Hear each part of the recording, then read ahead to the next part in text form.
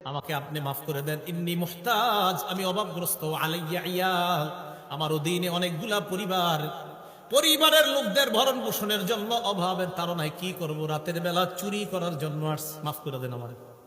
আবু হুরায়রা বলেন, ফারাহিমতুহু, দয়া লাগছে আমার, ফাখাল্লাইতু আনহু, ছেড়ে দিছি, যাও যাও যাও। সকালবেলা নবীজির কাছে আবু হুরায়রা আসার আগে আল্লাহ পাক ওহীর মাধ্যমে রাতের ঘটনা নবীকে আল্লাহ জানায় দিচ্ছে। আবু হুরায়রা নবীর সামনে আসার পর আল্লাহ নবী বললেন, মা ফাআলা আসিরুকাল বারিহাতা ইয়া আবু হুরায়রা, আবু হুরায়রা, গত রাত্রে যাকে তুমি আটক করছিলা ওই আটককৃত বন্দির কি খবর? হুজুর আপনি কেমনে জানলেন? সুবহানাল্লাহ, আল্লাহ জানাই দিছে আমারে। তো কি অবস্থা বলো, বন্দি কই আনছো? ইয়া রাসূলুল্লাহ, শাকা ইলাইয়া হাজাতান শাদীদাতান, প্রচন্ড অভাব পেশ করছে আমার কাছে। ওয়া ইয়ালান, বলছে তার পরিবারের লোক আছে অনেক। ফারাহিমতুহু, দয়া করছি হুজুর, ফাখাল্লাইতু সাবিলাহু, তাকে আমি ছেড়ে দিছি। নবীজি বলে, আবু হুরায়রা, ইন্নাহু কদ কাযাবা, সে তোমাকে মিথ্যা বলেছে, ওয়া সায়াউদ, সে আবার আজকে চুরি করতে আসবে। নবীজি কয়, আবু হুরায়রা কি কোন হুজুর? হ্যাঁ। আবু হুরায়রা কয়, ফারাসাতুহু, পরের দিন আমি অপেক্ষা মানে কি? ধরার, আয় আজকে আয়। কেন?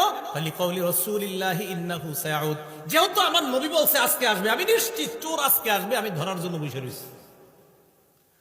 চোর সাহেব আসছে দ্বিতীয় দিন, এটা সহিহ বুখারী 2311 নম্বর হাদিস।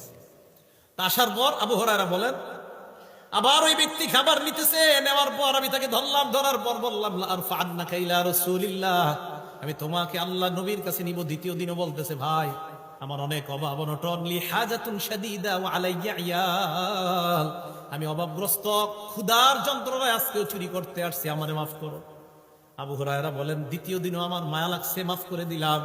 পরের দিন সকাল, ফালাম্মা আসবাহতু, নবীজির কাছে সকালবেলা আসার পর আল্লাহ নবী বললেন, মা ফাআলা আসিরুকা ইয়া আবা হুরায়রা, মা ফাআলা আসিরুকাল বারিহা, গত রাতে তোমার বন্দির কি খবর? হুজুরিরাও জানেন, কালকে আসছে।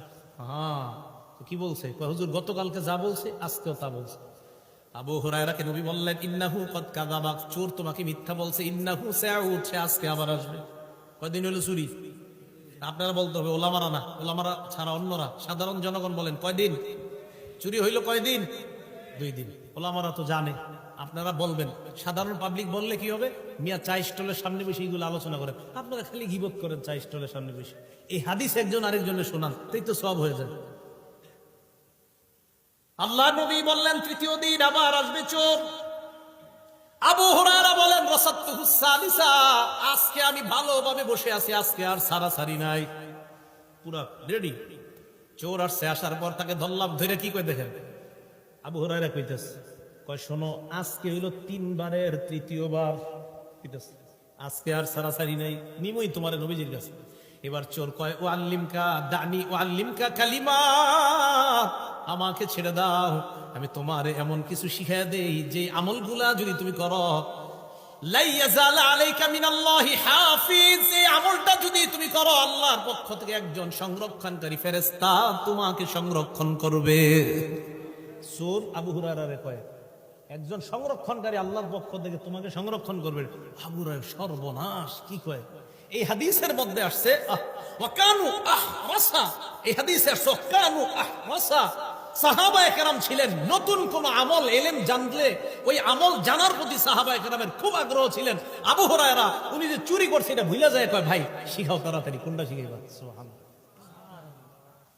জানেন এই হাদিসটা বলে চিন্তা করি, মানে সাহাবারা কেমন, এই হাদিসে এটা লেখা আছে, এই হাদিসে কানু আহরাসা, সাহাবায়ে কেরাম আমল শিখার ব্যাপারে খুব আগ্রহী ছিলেন। মানে চোর চুরি করছে, বাস খালাস, চুরি